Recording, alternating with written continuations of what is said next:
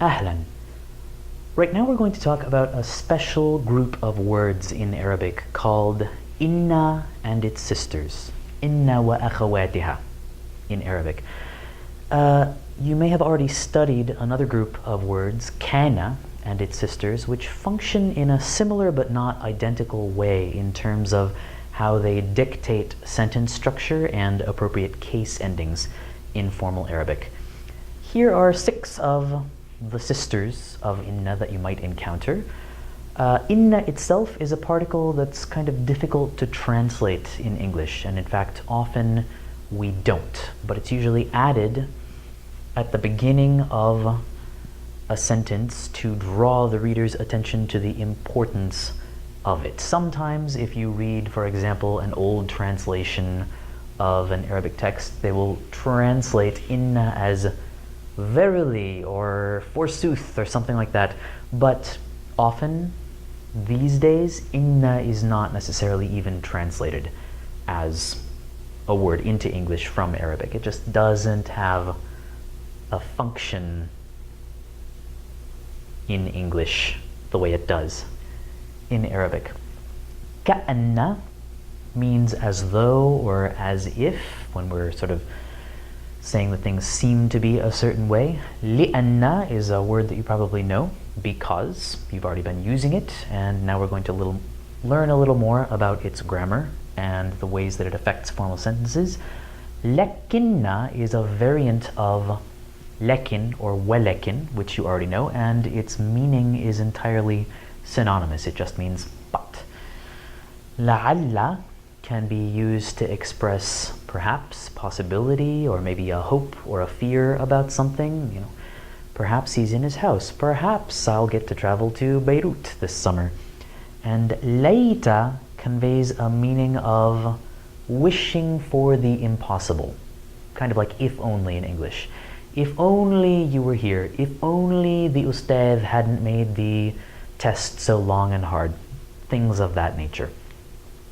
So all of these particles must be followed in formal Arabic by a jumla ismiya, a nominal sentence. Remember that a jumla ismiya is formed of 2 parts in its most basic form. Al-mubtada wal-khabar, the subject and the predicate. So here is a jumla ismiya. But when we have an inna sentence, or a sentence with another sister of inna, the terminology changes a little bit. Let's just start with a jumla ismiya so that we can see the comparison. If we said, my favorite example sentence, Al-Ustadh Gharib. The professor is strange. That's a jumla ismiya. And the mubtada comes first, and then the khabar. And both the mubtada and the khabar are in the marfu'a case. So we would have a dhamma over the definite mubtada and then dhamma tanween over the indefinite khabar. Al-ustadhu gharibun is how we would pronounce it fully vocalized in formal Arabic. Now, suppose that we wanted some real Arabic style here and we wanted to say, yea, verily I say unto you, the professor is strange. We could begin that sentence with inna. But then in terms of the terminology, the nomenclature, we would change things a little bit.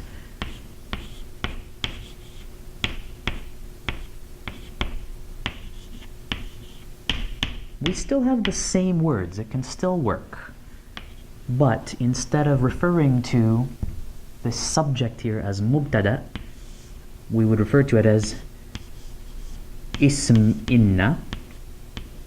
If we were using another one of these particles, we would say ism ka'anna, ism lakinna, or whatever the case may be. And then this would be khabar inna. You might recognize this again as very similar to the terminology that we use to talk about a nominal sentence that comes after kana and one of its sisters, except that it's ism inna and khabar inna instead of ism kana and khabar kana. The other little difference is that after inna or one of its sisters, the ism is always mansoob, not marfu'a. And then the khabar is marfu'a. So in this case, ism inna would need to be mansoob with a fatha, and then khabar inna would still be marfu'a. Again, we're not likely to see these markings in a normal text, a newspaper article, a novel, anything like that. But when we are reading formal Arabic aloud, when we're speaking formal Arabic, it's important to know that these structures change just a little bit. You might also recognize this as the opposite of what happens in kana and its sisters. In that case, we would have the ism be marfu'a and the khabar be mansoob. But here, it's simply reversed. So let's look at a couple more examples. If we wanted to say, he likes California because the weather is beautiful.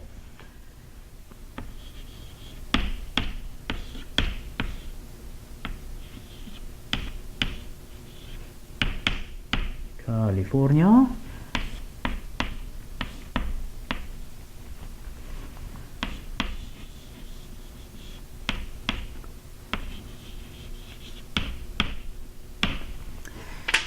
If I were reading it quickly, without case endings, I would say يحب كاليفورنيا لأن الطقس جميل.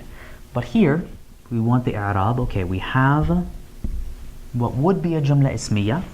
And now here, if I wanted to just mark it up and determine which words were serving which functions, I would say that this is ism لأن, the subject of the sentence that comes after لأن.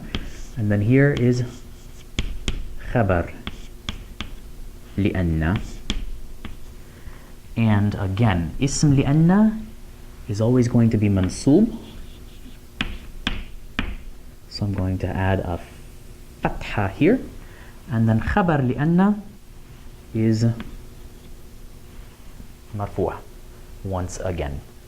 Oops, lost my chalk. If we wanted to say, perhaps the employees are around, we could express it this way.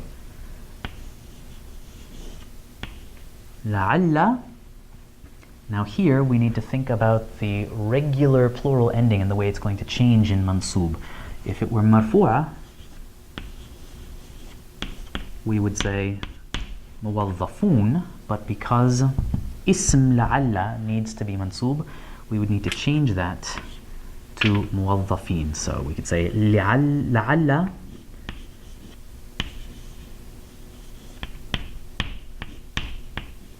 muwazzafin. Al-muwazzafin, one way to say here or present or around is mawjood. So in the plural, I would add my regular plural, but mawjood would need to be marfu'a because it is the khabar of la'alla. So la'alla al-muwazzafin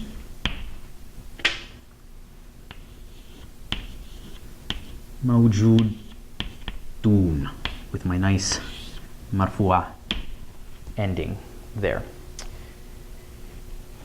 And again, here would be my ism, and here would be my khabar. Ism la'alla and khabar la'alla. One wrinkle that you should be aware of is that in all of these cases, after any of these particles, sometimes we want to begin a nominal sentence with a pronoun and not a regular noun. So perhaps we already know that we're talking about al-muwazzafin in this case, and we wanted to just say, maybe they're around, perhaps they're around. In that case, we would attach a pronoun suffix to la'alla that works just like the pronoun suffixes that you know, the possessive suffixes. And we could say la'allahum mawjudun. And with the pronoun suffixes, we don't need to worry about marking case. We know that theoretically, because the hum functions as the ism of la'alla, it is mansoob, but we aren't going to change the vowels in any way to make that manifest. It's just understood. One last thing, sometimes for reasons of style, someone might want to use a verb directly after inna or one of its sisters, in which case you can insert kind of a dummy pronoun, a placeholder pronoun attached to inna or one of its sisters, and that pronoun is always going to be hu, the masculine singular third person variant. So if we wanted to say, they said that the windows were smashed, we could express it this way. قالوا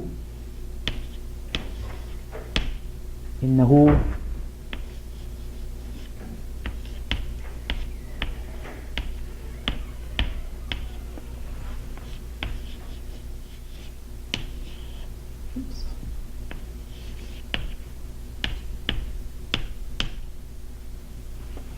إنه كسرت الشبابيك.